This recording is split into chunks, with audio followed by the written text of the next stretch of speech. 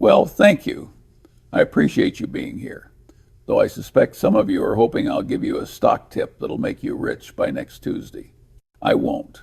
Never have, never will. That's not how it works, but I will tell you something useful. I'll tell you about the journey from $100,000 to $1,000,000. And more importantly, I'll tell you why most people never make it, despite having all the information they need sitting right in front of them. You know, I said something once that got repeated quite a bit. I said, the first $100,000 is a bitch, but you got to do it. People laughed. They thought I was being crude. But I wasn't trying to be funny. I was telling the truth. That first $100,000 is brutally hard. It takes years of sacrifice, years of living below your means, years of saying no to things you want, years of watching your friends spend money on things that make them look successful while you're sitting there accumulating capital like a miser. It's painful, it's boring, and it's absolutely essential. Because here's what most people don't understand. That first $100,000 isn't just about the money. It's about building the psychology, the discipline, the temperament you need to go from $100,000 to $1 million, and then from $1 million to $10 million. The habits you build getting to $100,000 are the habits that will make you wealthy, or the lack of those habits will keep you poor forever. So let's talk about this journey. Not because I think you're all going to follow my advice, most of you won't, but because for the few who will, it could change your life. Let me start with some math. Simple math, the kind a child could understand, but that most adults somehow forget. If you got $10,000 and you make 10% in a year, you've made $1,000. Congratulations. You could maybe buy a nice dinner. If you've got $100,000 and you make 10%, you've made $10,000. Now we're talking about real money. That's a meaningful sum. That could cover months of living expenses for a frugal person. But if you've got $1 million and you make 10%, you've made $100,000. That's a salary. That's life-changing. That's when compounding starts to feel like magic. So the first $100,000 is critical because it's the base, it's the foundation, it's the amount where compounding starts to work for you in a way you can actually feel. But here's the problem. Getting to $100,000 requires you to do all the hard work yourself. You can't rely on investment returns. Oh, sure, the returns help. But the heavy lifting comes from savings, from discipline, from living on less than you earn, month after month, year after year. That's why it's hard. That's why most people never get there. They don't want to hear this. They want to hear about some stock that's going to 10x or some crypto that'll make them rich. They want the shortcut. There is no shortcut. I'm sorry to disappoint you, but there isn't. The people who tell you there is are either lying or they got lucky, and luck is not a strategy. Number, the psychology that destroys wealth. Now let me tell you about the real enemy. It's not the economy. It's not the Federal Reserve. It's not some conspiracy or rigged system. The real enemy is you, your own psychology, your own behavior, your own inability to sit still and let compounding work. Warren and I have seen this for decades. Smart people, doctors, lawyers, engineers, people with high IQs who can't make money in the markets. Why? Not because they're dumb, because they can't control themselves. The first destroyer is envy. Envy is the stupidest sin because you don't even get to enjoy committing it. But it's everywhere in investing. Your brother-in-law made 50% on some tech stock. Your neighbor's bragging about Bitcoin. Suddenly your sensible plan to earn 10% a year feels like failure. So what do? You abandon the plan. You chase whatever's hot, and you lose. I've said this before and I'll say it again. It's not greed that does the most damage in investing. It's envy. Greed at least has some energy to it. Envy is just pure misery that makes you stupid. Second is impatience. Nobody wants to get rich slow. Everybody wants to get rich fast. So they trade too much. They jump from strategy to strategy. They interrupt the compounding process. You know what happens when you interrupt compounding? You start over. Every time you sell, every time you chase something new, you reset the clock. Charlie Chaplin had a saying, this was a different Charlie, but a smart one. He said, You need to get bored with your investments. That's exactly right. You should be bored. If you're excited about your portfolio, you're probably doing something wrong. Third is overconfidence. This is particularly dangerous for smart people. They think their intelligence gives them an edge. It doesn't. The stock market is filled with the bones of people who are very smart but very stupid about investing. Intelligence and wisdom are not the same thing. Wisdom is knowing what you don't know. Intelligence often just makes you confident in your ignorance. I've known plenty of people with IQs of 160 who made terrible investors. And I've known people of average intelligence who did wonderfully. The difference was temperament, self-control, the ability to sit still, the ability to think long-term while everyone around them is panicking or celebrating. Fourth, and this one's modern, is what I call action bias. The belief that you need to be doing something. You've got these apps now that let you trade stocks on your phone. You get notifications. You get little dopamine hits when you buy something. The whole thing is designed to make you active. But activity is the enemy of returns. The more you trade, the worse you do. The data on this is overwhelming. The people who check their portfolios constantly and trade frequently underperform. The people who check once a quarter and do almost nothing outperform. Why? Because the market rewards patience and it punishes activity. Transaction costs, taxes, bad timing, emotional decisions, they all pile up. You're not outsmarting the market by trading more. You're just bleeding money. And fifth, the big one, people don't understand risk. They think risk is volatility. It's not. Volatility is just price movement. Real risk is permanent loss of capital. Real risk is buying something you don't understand. Real risk is using leverage. Real risk is needing your money at the exact moment the market's down. If you've got a 10-year time horizon and you own good businesses, volatility is irrelevant. It's just noise. But if you're going to panic and sell the first time your portfolio drops 20%, then you shouldn't be in stocks at all. You'll just end up buying high and selling low, which is the perfect formula for staying poor. Let me tell you about compounding. Everybody's heard of it. Almost nobody really believes in it. They give it lip service. They nod along, but they don't act like it's real. Einstein supposedly called it the most powerful force in the universe. Whether he said that or not, I don't know, but it ought to be true. Here's what compounding does. It turns time into money. The longer you wait, the more dramatic the results. Not linearly, exponentially, that's the key word, exponentially. If you start with $100,000 and you compound at 10% annual returns, here's what happens. After 10 years, about $259,000. After 15 years, about $418,000. After 20 years, about $673,000. After 24 years, over $1 million. Now notice something. It takes 10 years to get from $100,000 to $259,000. That's an increase of $159,000.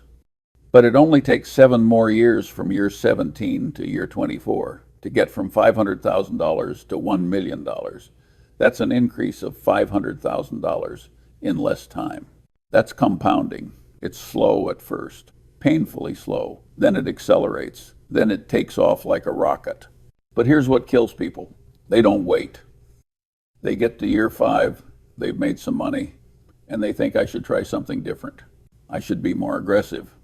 I should take more risk. And they blow up. Or they just interrupt the process by selling and buying something else. Warren used to say that compounding works best when you let it work undisturbed for long periods. Undisturbed, that's the key word. But people can't leave it alone. They tinker, they trade, they get clever, and they destroy the very thing that would have made them rich. I'll give you an example from our own history. Berkshire Hathaway stock in 1965 was trading around $20 a share. Today it's over $600,000 a share for the A shares. That's more than 30,000 times your money. But you know what you had to do to get it? Nothing. Just sit there, hold the stock, and do nothing. How many people do you think actually did that? almost none, because doing nothing is psychologically brutal. People need to feel like they're doing something. So they sell, they take profits, they rebalance, they get nervous, and they miss the compounding. There's a study, I forget who did it, that looked at the best performing accounts at Fidelity over a 20-year period. You know what they found? The best performers were accounts where the person had died or forgotten they had the account. Dead people and people who forgot their password outperformed active investors. That tells you everything you need to know. All right, enough philosophy. Let me give you the practical steps. The boring, simple, unglamorous steps that actually work. Step 1. Get to $100,000. I know we're talking about getting from $100,000 to $1 million, but I need to say this because many of you aren't there yet. Getting to $100,000 is about saving, period. It's not about stock picking. It's about living below your means and accumulating capital. If you can save $2,000 a month and earn 8% on your savings, you'll hit $100,000 in about 4 years. Can't save $2,000 a month? Then it'll take longer. That's fine. It's supposed to be hard. But you have to do it. There's no other way. Step 2. Once you've got $100,000, or as you're building toward it, put the money in assets that will compound.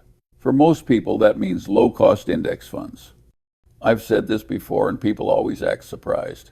Charlie Munger recommends index funds? Yes, I do. You know why? Because I'm honest about what most people can accomplish. The S&P 500 over the last century has returned about 10% annually. Some years more, some less, but that's the average. And it beats most professional money managers. If the professionals can't beat it, what makes you think you can? Now, if you really understand a few businesses, and I mean really understand them, not just think you do, then fine, buy individual stocks. But they better be great businesses at reasonable prices, and you better hold them for decades, not months, not years, decades. Step 3, add money regularly. This is called dollar cost averaging, though I hate that term because it sounds more complicated than it is. Just invest the same amount every month. Why? Because it forces discipline. Because it means you buy more shares when prices are low. Because it removes emotion from the process. If you've got $100,000 and you add $1,000 a month, which is very doable if you're working and living reasonably, and you earn 10% annually, you'll hit $1 million in about 11 years. That's it. 11 years. Not fast, but not that slow either. Step 4, minimize costs. Every dollar you pay in fees is a dollar that can't compound. If you're paying 1% annually in fees, that doesn't sound like much. But over 30 years, that 1% fee can cost you 30% of your final wealth, maybe more, because of lost compounding. Use low-cost index funds. Vanguard, Fidelity, Schwab, they all have funds with expense ratios under 0.1%. That's essentially free. Don't pay some advisor 1% to underperform the market. And for God's sake, don't pay 2% management fees and 20% performance fees to some hedge fund. The math doesn't work. It never has. Step 5, minimize taxes. This doesn't mean cheating. It means being smart. Use tax-advantaged accounts, 401, IRAs, whatever's available to you. Let your money grow tax-deferred or even tax-free if you're using a Roth. And once your money's invested, leave it alone. Every time you sell, you trigger a tax event. If you're constantly trading, you're constantly paying taxes. That kills compounding, just like fees do. Buy and hold is not just an investing strategy, it's a tax strategy. Step 6, avoid stupidity. This should be step 1, really. Don't use leverage. Don't buy things you don't understand. Don't invest in your brother-in-law's restaurant or your friend's tech startup unless you're willing to lose everything. Don't chase hot stocks. Don't trade options. Don't buy lottery tickets disguised as investments. Warren and I have a saying, it's remarkable how much long-term advantage people like us have gotten by trying to be consistently not stupid instead of trying to be very intelligent. That's the whole game. Just avoid being an idiot and you'll beat most people. Step 7, reinvest everything. When you get dividends, reinvest them. When you get a tax refund, invest it. When you get a bonus at work, invest it. Every dollar that compounds is a dollar that'll make you wealthy. Every dollar you spend is a dollar that won't. This is particularly important in the early years, when you're going from $100,000 to $300,000. Reinvesting every dividend matters. Later, when you're wealthy, fine, you can spend some, but not now, not yet. Step 8, ignore the noise. Don't watch CNBC. Don't check your portfolio every day. Don't read articles about the 10 stocks to buy now. It's all garbage. It's all designed to make you feel like you're missing something, like you need to act. You don't. The media makes money by keeping you anxious and active. They need you to believe that this time is different, that you need to pay attention, that there's some new thing you need to understand. It's nonsense. The fundamentals don't change. Good businesses compound. Patient investors get wealthy. That was true 100 years ago, and it'll be true 100 years from now. Step 9, have a long time horizon. If you need this money in 3 years, don't put it in stocks. Put it in a savings account or short-term bonds.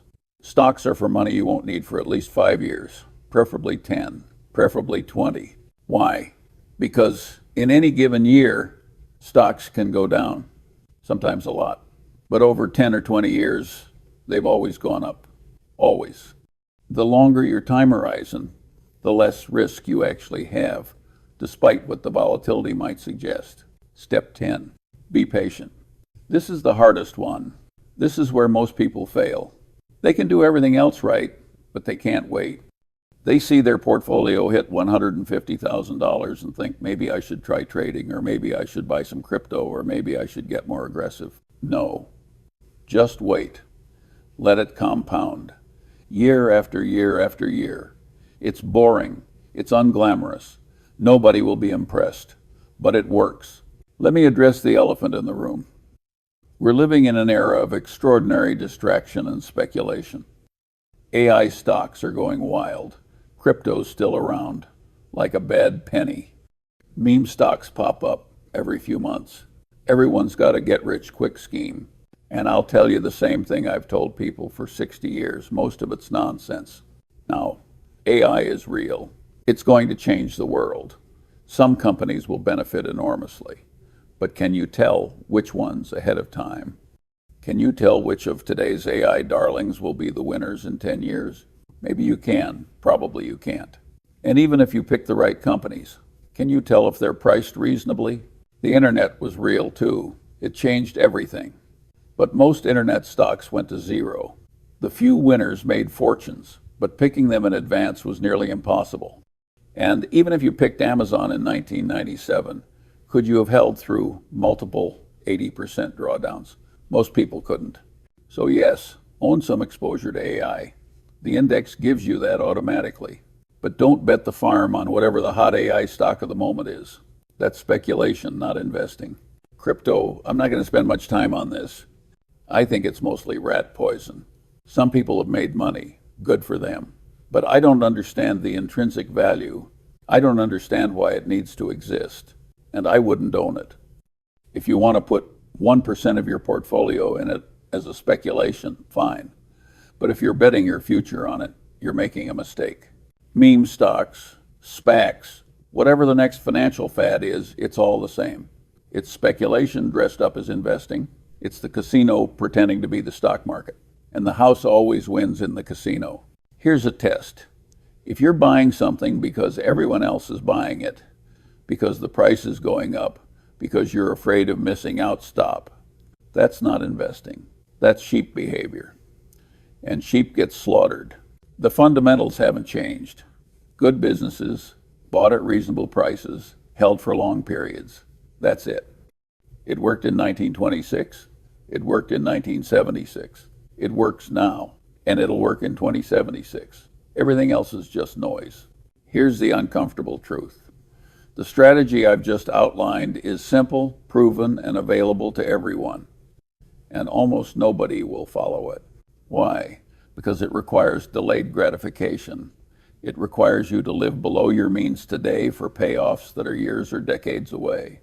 It requires you to ignore what everyone around you is doing. It requires you to be patient in an impatient world. Most people can't do that. They want results now. They want to feel smart now. They want to tell their friends about their winning stock picks now. So they speculate, they trade, they chase, and they end up broke or at best mediocre. There's a reason most people retire without enough money. It's not because the information wasn't available. It's not because the strategy doesn't work. It's because they lack the temperament. They lack the discipline. They lack the patience. And you can't teach temperament. I wish you could. But some people have it and some don't. You can improve it. Studying history helps. Studying psychology helps. Studying your own mistakes helps. But fundamentally, investing success is about controlling yourself, not predicting the future. I'll tell you something Warren figured out early. Investing is not about IQ. Once you've got a basic level of intelligence, say an IQ of 120 or so more IQ doesn't help. What matters is temperament. Can you watch your portfolio drop 30% and not panic? Can you watch everyone else get rich on some speculative fad and not join them? Can you sit quietly for years while compounding does its work? If you can, you'll get rich. If you can't, you won't. It's almost that simple. So what's the real secret to going from $100,000 to $1 million? It's not a stock pick. It's not a formula. It's not some insider knowledge. The secret is that there is no secret. It's just simple arithmetic combined with simple behavior maintained over time. Save aggressively. Invest in assets that compound. Minimize costs and taxes. Avoid stupidity. And wait. That's it. That's the whole thing. But people don't want to hear that. They want complexity. They want to believe that the successful investors know something they don't. And we do know something you don't. We know how to sit on our asses and do nothing. That's our competitive advantage. I've been doing this for over 60 years now. You know how many truly brilliant insights I've had? Maybe a dozen. Maybe. Most of what Warren and I did was just avoid being stupid, buy good things, and wait. We're not geniuses. We just had the sense to do the boring, obvious things that nobody else wanted to do because they weren't exciting enough. And that's the real lesson here. Boring works. Boring gets you to $1 million. Exciting keeps you broke. You want excitement? Go to Las Vegas. Bet on sports. Play poker. But don't confuse that with investing. Investing is boring. It should be boring. If it's exciting, you're doing it wrong. Let me say one more thing before I finish. Getting from $100,000 to $1 million isn't just about money. It's about character. The discipline required to save aggressively builds character. The patience required to let compounding work builds character. The independence required to ignore what everyone else is doing builds character. And character matters, not just for investing, but for life. I've known a lot of wealthy people in my life. Some of them are happy, many aren't. You know what makes the difference? Character. The people who built wealth slowly, through discipline and patience, tend to be happier than the people who got rich quick through luck or speculation. Why? Because the first group learned valuable lessons along the way. They learned to control their desires. They learned to think long term. They learned that discipline equals freedom. Those lessons serve them in every aspect of life, not just in their portfolios. The people who got rich quick often didn't learn those lessons. They think the world owes them something. They think they're smarter than everyone else. They make bad decisions because they've never learned to be patient or disciplined. And often they end up losing their money as quickly as they made it. So when I tell you how to get from $100,000 to $1 million, I'm not just giving you a financial strategy. I'm giving you a character building program. The habits that make you wealthy are the habits that make you a better person. Live below your means. That teaches you that happiness doesn't come from consumption. Be patient. That teaches you to think long term, which serves you in relationships, in career, in everything. Think independently. That teaches you to resist social proof, to be your own person. Avoid envy. That teaches you to focus on your own journey, not everyone else's. These are life skills. They happen to make you rich, but that's almost a side effect. The real benefit is becoming the kind of person who can build wealth in the first place. Let me bring this home with some simple numbers, because I want you to see that this isn't theory. This is arithmetic. You've got $100,000. You add $1,000 per month. You earn 10% annually. Here's what happens. Year 5, $206,000. Year 10, $362,000. Year 15, $577,000. Year 20, $865,000. Year 24, $1,058,000. You hit $1 million in 24 years. Not fast, not sexy, but certain as math can be anyway. Now, what if you can save more? Say $2,000 a month. Now you hit $1 million in about 15 years. What if you already have more than $100,000? Say you've got $200,000. With $1,000 a month contributions, you hit $1 million in about 16 years. The point is, it's doable. It's completely, absolutely doable. You don't need to pick the next Amazon. You don't need to be Warren Buffett. You just need to save, invest, and wait. But here's what most people will do instead. They'll read this, nod along, and then do something stupid. They'll see a hot stock and think, if I just buy this one thing and it goes up 10x, I'll get there faster. And they'll lose money. Or they'll succeed once and think they're a genius, take bigger risks, and blow up. Or they'll just fail to save. They'll spend everything they make. They'll buy a fancy car or a bigger house than they need. They'll live for today and worry about tomorrow when it comes. And tomorrow always comes. And when it does, they'll be broke or close to it, and they'll wonder why. The math doesn't lie. The strategy works, but only if you follow it. And most people won't. And that's why most people stay poor or middle class while a small minority gets wealthy. Look, I'm an old man. I've seen a lot. I've seen boom and bust, war and peace, prosperity and depression. I've seen every kind of market condition imaginable. And through it all, the same principles have held true. Good businesses compound. Patient investors get wealthy. Impatient investors get poor. Disciplined savers build fortunes. Undisciplined spenders stay broke. It's not complicated. It never was. But it's hard. Hard to be patient when everyone else is making money fast. Hard to be disciplined when you want things now. Hard to be independent when the crowd's doing something else. But if you can do it, if you can build that first $100,000 through savings and discipline, if you can invest it wisely and patiently, if you can avoid the stupid mistakes that destroy most investors, then you'll get to $1 million, and then 10 million, and beyond if you want. And here's the beautiful part. Once you've done it once, you know how to do it. The same principles that got you from $100,000 to $1 million will get you from $1 million to 10 million. The strategy doesn't change. Only the zeros change. But none of it matters if you don't start. And none of it works if you don't persist. This isn't a get-rich-quick scheme. This is a get-rich-for-sure scheme. But it requires time. It requires patience. It requires discipline. Most people aren't willing to pay that price. They want the result without the process.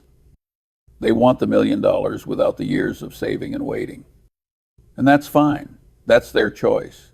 But then they shouldn't be surprised when they don't get rich. You want to know the real secret? The real secret is that it's not supposed to be easy. If it were easy, everyone would be rich. The difficulty is the filter. It separates the people with discipline from the people without it. It separates the patient from the impatient. It separates the rational from the emotional. And if you can be on the right side of those divides, the world will reward you. Not immediately, not dramatically, but inevitably. I'll close with this. Getting from $100,000 to $1 million is not about being smart. It's about being sensible. It's not about taking big risks. It's about avoiding big mistakes. It's not about being right all the time. It's about being less wrong than everyone else. And most importantly, it's about character, the discipline to save, the patience to wait, the wisdom to know what you don't know, the independence to ignore the crowd, the humility to accept that getting rich slowly is better than staying poor quickly. If you can do those things, if you can be boring and disciplined and patient, you'll get there. Maybe not as fast as you'd like, maybe not as fast as your neighbor who's speculating on whatever the hot thing is, but you'll get there, and you'll stay there, and you'll sleep well at night. The people who speculate might get there faster, or they might blow up. Probably they'll blow up. But even if they don't, they won't have learned the lessons that make wealth meaningful. They won't have built the character that makes life satisfying. They'll just have money. And money without character is a recipe for misery. So, here's my final advice. Build the character first. Build the discipline. Build the patience. Build the rationality. The money will follow. It always does. And when you get to $1 million, and if you follow this advice, you will. Don't stop. Don't think you've arrived. Keep going. Keep compounding. Keep being disciplined and patient and rational, because the same principles that got you to $1 million will get you to 10 million and beyond. But more importantly, you'll have become the kind of person who deserves to be wealthy. Not because you outsmarted everyone else, not because you got lucky, but because you did the hard, boring work of building a life based on rationality and discipline and patience. And that in the end is worth more than the money itself. The first $100,000 is a bitch, but you got to do it. And once you do, the rest is just arithmetic and patience. The world rewards both if you can sit quietly with good assets and good character. Thank you for listening. Now go forth and be rational and boring. Boring is beautiful when you're building wealth.